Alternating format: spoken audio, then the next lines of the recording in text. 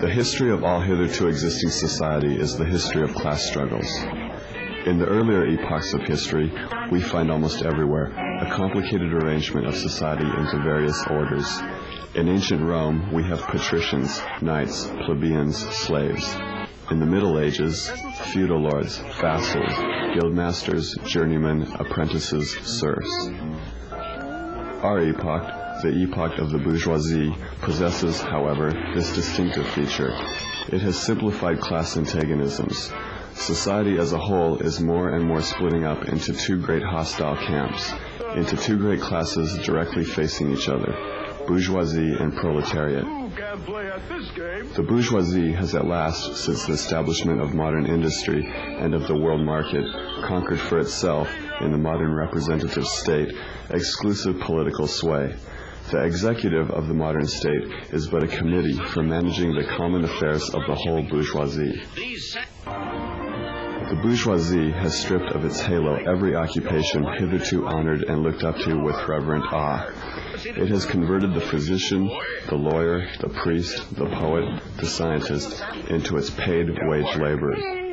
It has left no other bond between people than naked self-interest, than callous cash payment. It has resolved personal worth into exchange value, and in place of the numberless, indefeasible chartered freedoms, has set up that single, unconscionable freedom, free trade. In one word for exploitation, veiled by religious and political illusions, it has substituted naked, shameless, direct, brutal exploitation.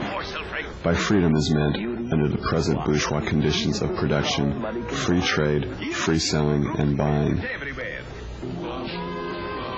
The need of a constantly expanding market for its products chases the bourgeoisie over the whole surface of the globe. It must nestle everywhere, settle everywhere, establish connections everywhere. All old established national industries have been destroyed or are daily being destroyed. They are dislodged by new industries, whose introduction becomes a life and death question for all civilized nations. By industries that no longer work up indigenous raw material, but raw material drawn from the remotest zones. Industries whose products are consumed, not only at home, but in every corner of the globe. In place of the old wants, satisfied by the production of the country, we find new wants, requiring for their satisfaction the products of distant lands and climes. It compels all nations on pain of extinction to adopt the bourgeois mode of production. It compels them to introduce what it calls civilization into their midst, i.e., to become bourgeois themselves. In a word, it creates a world after its own image. It has agglomerated population, centralized the means of production, and has concentrated property in a few hands. Subjection of nature's forces to man, machinery, application of chemistry to industry and agriculture, steam navigation, railways, electric telegraphs, clearing of whole continents for cultivation, canalization of rivers. What earlier century had even a presentiment that such productive forces slumbered in the lap of social labor? Modern bourgeois society, with its relations of production, of exchange, and of property, a society that has conjured up such gigantic means of production and of exchange, is like the sorcerer who is no longer able to control the powers of the netherworld whom he has called up by his spells. In these crises there breaks out an epidemic that in all earlier epochs would have seemed an absurdity, the epidemic of overproduction. And how does the bourgeois get over these crises? On the one hand, by enforced destruction of a mass of productive forces, on the other, by the conquest of new markets and by the more thorough exploitation of the old ones. The various interests and conditions of life within the ranks of the proletariat are more and more equalized in proportion as machinery obliterates all distinctions of labor and nearly everywhere reduces wages to the same low level. The proletarian movement is a self-conscious, independent movement of the immense majority, in the interests of the immense majority.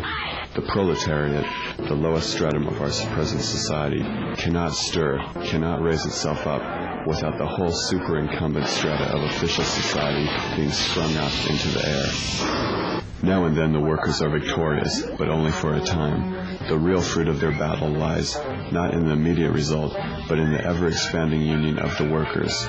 This union is furthered by the improved means of communication which are created by modern industry and which place the workers of different localities in contact with one another.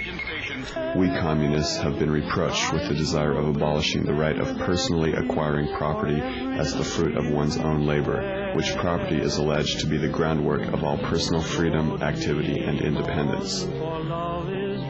Hard-won, self-acquired, self-earned property? Do you mean the property of the petty artisan and of the small peasant? There is no need to abolish that. The development of industry has to a great extent already destroyed it and is still destroying it daily. You are horrified at our intending to do away with private property, but in your existing society, private property is already done away with for 9/10 of the population. Its existence for the few is solely due to its non-existence in the hands of the 9/10. Communism deprives no one of the power to appropriate the products of society. All that it does is to deprive him of the power to subjugate the labor of others by means of such appropriation. The bourgeois claptrap about the family and education, about the haloed correlation of parent and child, becomes all the more disgusting the more, by the action of modern industry, all family ties among the proletarians are torn asunder, and their children are transformed into simple articles of commerce and instruments of labor. The bourgeoisie has torn away from the family its sentimental veil, and has reduced the family relation to a mere money relation. Nothing is more ridiculous than the virtuous indignation of our bourgeois at the community of women which, they pretend, is to be openly and officially established by the communists. The communists have no need to introduce community of women. It has existed from time immemorial. The workers have no country. We cannot take from them what they have not got. Political power, properly so called, is merely the organized power of one class for oppressing another. In place of the old bourgeois society, with its classes and class antagonisms, we shall have an association in which the free development of each is the condition for the free development of all. The communists disdain to conceal their views and aims. They openly declare that their ends can be attained only by the forcible overthrow of all existing social conditions. Let the ruling classes tremble at a communist revolution. The proletarians have nothing to lose but their chains. They have a world to win. Workers of all countries, unite.